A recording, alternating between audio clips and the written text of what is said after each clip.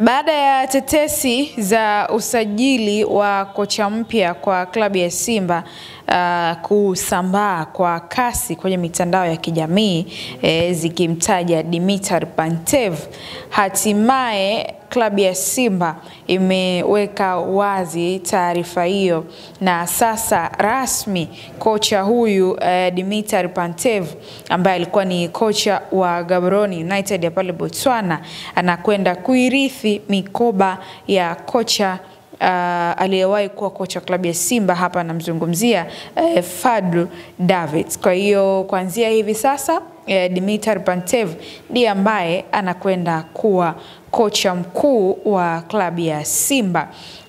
Na hapa ninakupitisha kwenye CV ya kocha huyu angalau kwa uchache, nafasi alizowahi kuzitumikia kama mchezaji, lakini pia klabu ambazo amewahi kuzifundisha na aina ya mafanikio ambayo amewahi kuyapata.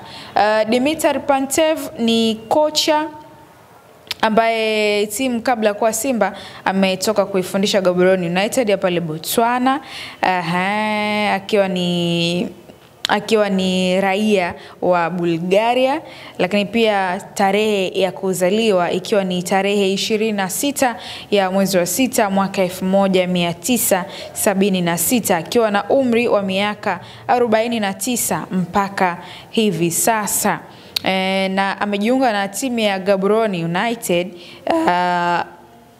tarehe 20 ya mwezi wa kwanza mwaka 2025. Amewahi kucheza pia kutumika pia kama mchezaji katika nafasi ya kiungo wa kati. Alikuwa akizima nafasi ya kiungo.